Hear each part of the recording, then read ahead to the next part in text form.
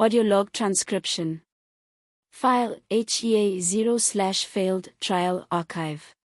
Speaker, Dr. Beecher Zulu, lead genetic architect.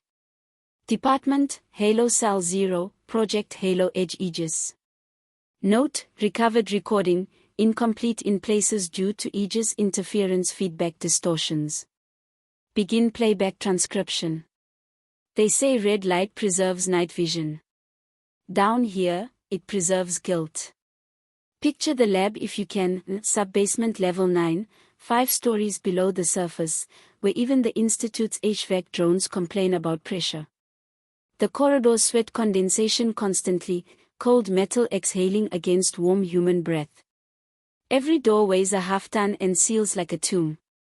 You don't open them, you negotiate with them. My lab isn't lit anymore by fluorescence. We disabled them after trial 3. Now the only illumination comes from the overhead safety arrays, long surgical bars of faint amber and deep pulsating crimson, reflecting off tile floors polished from chemical disinfectants and failure-induced biohazard purges. It looks less like a place of science, more like the belly of something that is digesting slowly. The air smells like sterilizer, copper, and ozone-burned skin, a scent profile the janitorial drones can scrub out because the source isn't external. It's memory. It's mine. The sample. The material arrived as a genetic miracle. Or so we were told. Ancient genome filaments salvaged from a dig site older than religion, a primordial rewrite key. Truth came later. Truth always comes later, holding a scalpel. The sample oscillated between states we couldn't classify. Particulate metal. Liquid genetic plasma. Something nervous, like it expected a body to complete its sentence. Suspended in containment, it shivered like magnetized blood remembering violence. Under white spectrum light, it reacted aggressively.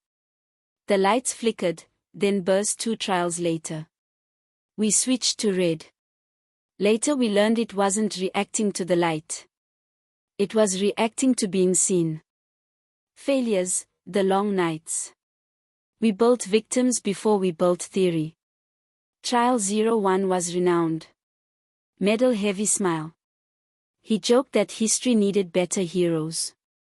Then the Aegis rewrote him into a warning label written in gore. Trial 4 made the longest impression, literally. He didn't explode outward. He collapsed inward. Every system inside him liquefied in cascade failure, lungs foam steamed, heart gone like chalk in acid, bones folding like paper soaked in ink. When the cleanup unit asked me what to report, I said, "Tell them the weapon is learning." I left out that it was learning anatomy by subtraction. Team conditioning and mental decline. We pulled 16-hour shifts minimum. The Institute pumped stimulant vapor through vents disguised as oxygen enrichment. You could taste electricity on your molars by week 2.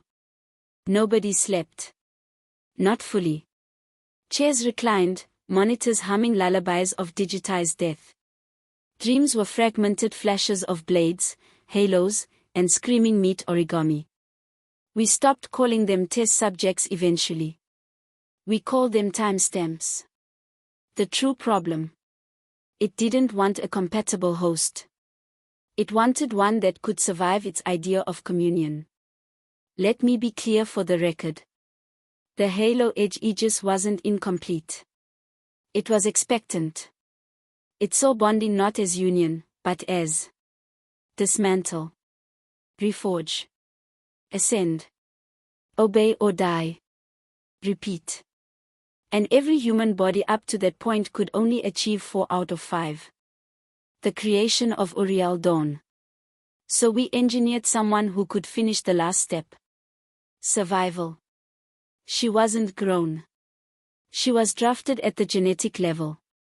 We designed metal particulate blood for resonance acceptance. Redundant organ lattice to endure dissolution cycles. An endocrine system that treats demonic integration like adrenaline, not poison. Bone architecture that fractures into weapon scaffolding instead of shrapnel. A psyche calm enough to host apocalypse without flinching. She was designed not to hold the blade, but to let the blade collapse into her instead of exploding out of her. A vessel built to be broken without vanishing. A temple engineered to survive its own god. Final haunting detail. Here's the part the Institute doesn't want in the summary reel. The Aegis didn't choose Uriel because we engineered her to withstand it. It chose her because when her heart beat in the tube, it sounded the same frequency as the sample's pulse. Like a baying hound answering a war drum in the void. Not ownership. Recognition.